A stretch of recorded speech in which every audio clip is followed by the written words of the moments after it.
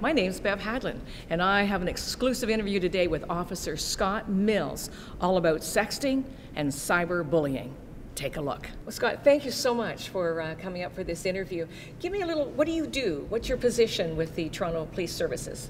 My name's Constable Scott Mills, and I'm a social media officer in the Toronto Police Corporate Communications Office. Okay. And on a volunteer basis, I have a role called Social Media Advisor for Crime Stoppers International, which is a community-led program that's in partnership with local police services and the local media and now social media to help prevent and solve crime together. Oh, okay.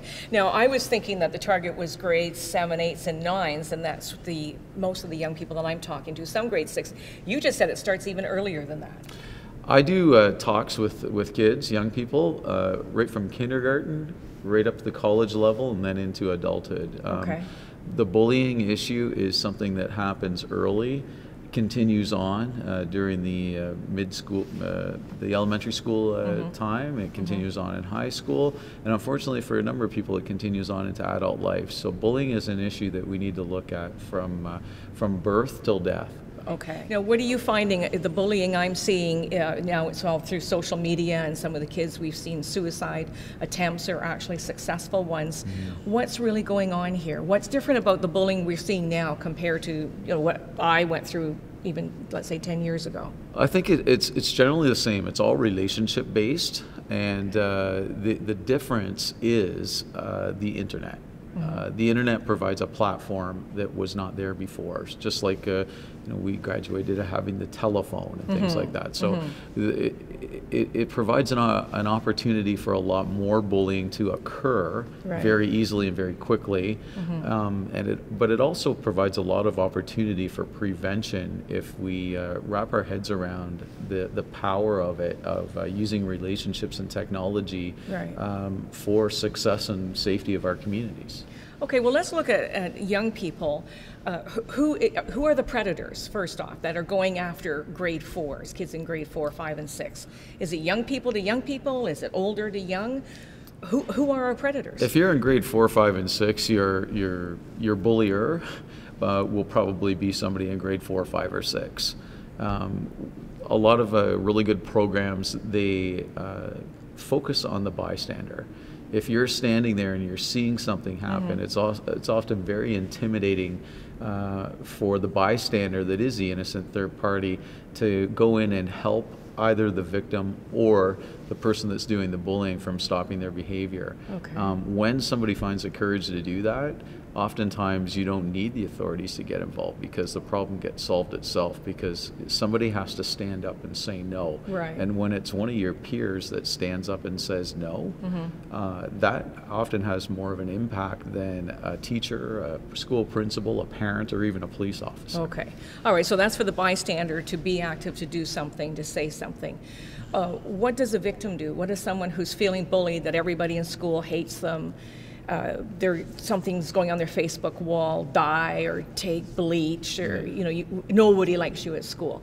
What does a person who feels so alone and overwhelmed, what does that person do? The number one, if you're feeling low and you're feeling overwhelmed, go into the bathroom, take a look in the mirror, and say you love yourself, because that's the first step right there. Is say, I am somebody. I stand up for what I believe in. I am a good person. I'm successful, and we're going to overcome this. And when you start to talk in terms of we with yourself, you become powerful. And that's what you need to do. Okay. The second step is that you need to actually go out there and take control of the situation. And that may be that you talk to a mutual friend. It could be one of your friends at school. Talk to somebody. It may be that you go talk to your mother, you go talk to your father, you go talk to an aunt, an uncle. Maybe you have a teacher at school that you're very comfortable with. Maybe it's a guidance counselor. Maybe it's a school safety hall monitor that's always walking around the hall with the walkie-talkie. Right. Whoever it is that you choose to talk to, please talk to somebody. Sometimes it gets really difficult for kids especially to talk face-to-face with people. So that's where the online world comes in. And if you have an adult in your online life, whether you're on Facebook, Twitter, YouTube, just by email, text message. It doesn't matter the medium. If you have somebody out there that you can see and trust that's willing to speak, talk to them. Yeah. Just make sure that they're there for the right purpose. Very good, and that's what I've been saying as well. Now let's look at the person who's being the bully, cyberbully, however it is. What's happening with them? I mean, you have children. You can't charge, what do you charge them with compared to an adult? How do we impact or change their lives? Well, bullying is really a power and control issue. And if you're out there bullying, you need to take a look in the mirror and stop. Because the only person that you are going to harm by being a bully is yourself in the end. Because if you're a bully in real life, other people will talk. When somebody goes to hire you for a job, when you do a job interview, they will know. The people that are going to hire you when you're going for the job for your dream, that you were a bully when you were in grade 8, when you were in grade 5, when you were in grade 3. It will come out because they go and talk to references and people to say, you know what, I was bullied by that kid when I was growing up. The next thing you know, somebody else gets the job of your dreams. So please don't be a bully. If you're in the online world and you're sitting on your Facebook, for instance, and you're thinking of saying something that is of a bullying nature, my advice is think twice, then think a third time before you post. And the things that you want to think about, before you post something online that's detrimental to the character of somebody else is hurting yourself. Because if you post something online, as soon as you post it, it's online for life, regardless of how you have your privacy settings set, because you don't know who is going to see that, capture that, and share that with somebody that can get you in trouble at your school, trouble with your parents, and trouble down the road when you go to get a job. And it's very permanent on the internet. So please, please, please, if you are thinking of saying something inappropriate online that is of a nature that might be termed as bullying, stop it. If the law gets involved, it is a criminal offense to threaten bodily harm online or in person. It is a criminal offense to threaten death online or in person. It is also a criminal offense to repeatedly harass somebody where the person that is being harassed reasonably fears for their safety. That's called criminal harassment. It's Section 264 of the Criminal Code of Canada. Read it. If you were charged with a criminal offense, you wouldn't even be able to go across the border to do some shopping. Because when your passport gets scanned, you will come back with a criminal record. And it's very permanent. Regardless of what the laws say about the Youth Criminal Justice Act, that your criminal record never goes away. The bottom line is people know what happened. Police officers know what happened. Parents know what happened. So Constable Scott, obviously there has to be different charges when you say criminal to a minor compared to an adult. What's the difference? What's going to happen to a minor? Are they going to have a criminal record? Well, legally, to be charged with a criminal offense in Canada, you have to be 12 years of age or more. So 12 years of age, you can end up with a criminal record. You can end up being charged under the criminal law. Okay. Between 12 and 18, the Youth Criminal Justice Act kicks in. Yes. The same laws that apply to an adult apply to a youth aged 12 to 18. Okay. The difference is that you go to youth court instead of adult court. Okay. There's a lot of processes in place to try and get you to become a better person. It's called restorative justice. Okay. The goal isn't to get you a criminal record, but the bottom line is your life is going to be very much interrupted because you're going to have to go to court. You're going to have to pay for a lawyer. Your parents are going to have to pay for a lawyer. You're going to miss school. If you get placed on probation, you're going to have to go to weekly or monthly probation meetings with your probation officer to do supervision. You're going to have to do forced community work instead of community work that you actually want to go and do. Right. It's not a good scene. Okay. And when you go for a job interview as an adult and they say, have you ever been charged with a criminal offense? The honest answer is yes, regardless if you were charged under 18 or over 18. Right. So you do not want to be charged with anything related to a criminal code offense. Bullying, again, criminal harassment is a criminal offense. Threatening bodily harm is a criminal offense. Threatening death is a criminal offense. Okay, so let's just stay with the cyberbullying. What can parents do? What if their child is the bully? Let's look at that, or the victim. What can parents do to help prevent this happening with their own children? Essentially, what parents need to do in this day and age is they need to be a parent in real life, face to face, but they also need to be a parent in the online world. And what that requires is a conversation between parents and the kids about where the kids are active online. And wherever the kids are active online, it's highly suggested that parents go and become active on that very site. So if the kids have a Facebook account, they need to be friends with mom and dad or the adult in their life. Yes. And it's not there to hurt you. It's not there to butt into your personal life and interfere with things. If you want to have a private conversation with somebody, pick up the phone or talk to them in person or send them a private email. It's there to your parents are online on social media sites like Facebook and Twitter and things like that. They're online to help you and make sure that if there's any problems that they're there for you. They're there for you. Let's look at educators, administrators, policymakers. This is a whole new phenomenon that we're having to deal with in this decade. So is there anything particular that would be useful for them? Well, the only way that we are going to stop bullying or even try to stop bullying is if we as adults and professionals are in the same world as where the kids are in. So I often say, would you send your kids to a school if there were no teachers, no principals, no janitors, and no adult supervision? And parents generally would say, no, I wouldn't send my kids to a school without any adult supervision. That's ludicrous. But the reality is our kids are going out into the cyber world without any adult supervision. And oftentimes our persons in authority that are in that young person's life, whether it be parents, educators, school principals, police officers, often don't have the knowledge or tools to know where those kids are at and how to actually join them in that world. And sometimes they're prohibited by policy from joining that world. And just in simple terms, a teacher is forbidden under the College of Teachers policies from being a friend with a student on Facebook. And all those policies were made with great intentions of protecting people's interests and protecting people's privacy, whether it be the kids or the adults. But if something happens on Facebook on a Friday night and nobody's there to see it and help those kids, for instance, if a young lady that's a student at a school decides that they're going to cut themselves, we call them cutters. Right. Because they're just crying out and they're cutting themselves.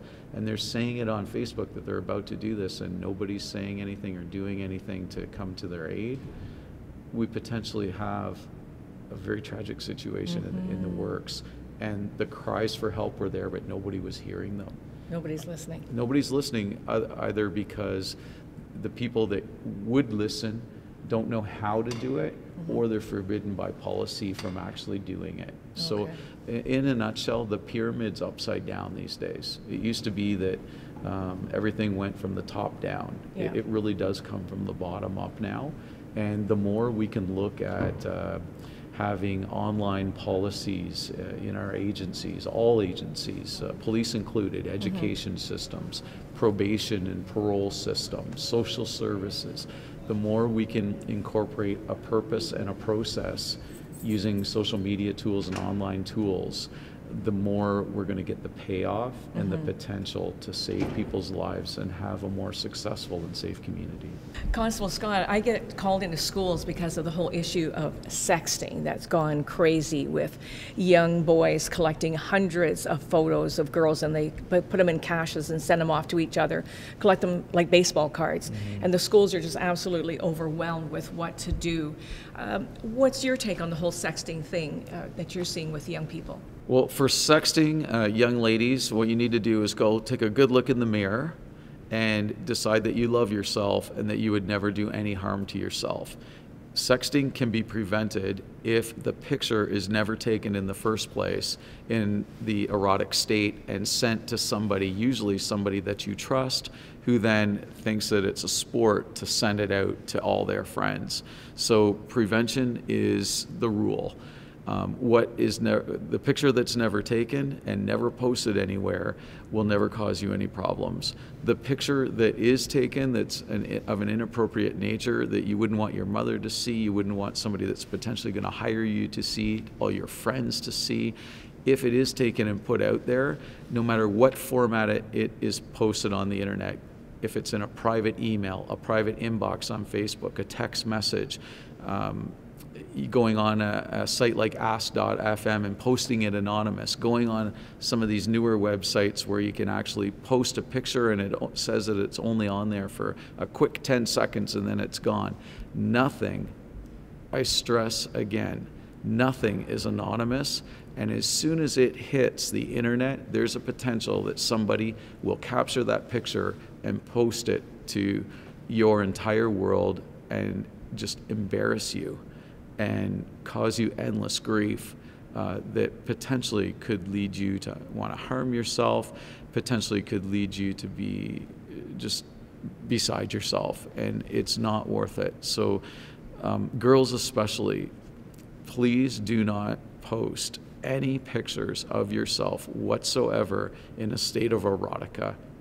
Here's the message for boys. If you think it is fun to take a picture of your girlfriend that she sent to you in confidence that's in a state of erotica and post it somewhere, or even receive it on your computer, I want you to think about this. Do you want to have your computer? Do you want to have your personal device that picture came to? Because if that picture is child pornography because the young girl is underage and it is on your personal device, whether it be your smartphone or your computer, you're lawfully in possession of child pornography. And if you think that I have to get a search warrant as a police officer to get that information, you're probably wrong. Because if I knock on your door, tell your mom and dad what the circumstances are, and tell them that they have child pornography on their computer or on the smartphone device, which can never be wiped out or removed. It's permanent. Once something is on a disk, you cannot truly ever expunge it. So technically, you're in possession of child pornography. There is no parent in this world that is going to allow that device to stay in your house. So boys, you will lose your computer. And the police wouldn't even have to get a search warrant. They'll just explain the situation to your parents, and your parents will say, "Officer, please take this out of my house." You won't have a computer anymore. You used the word erotica. Some of the girls are sending fully nude or semi-nude, topless. They've got a bikini on. And is that not erotica? Is that not causing trouble? I just want to make it really clear with the young people what you mean. It isn't not any nude or semi-nude picture? For sexting, any nude or semi-nude picture could be a problem. Whether it's illegal or not depends on the age of the victim and what the picture is actually of. The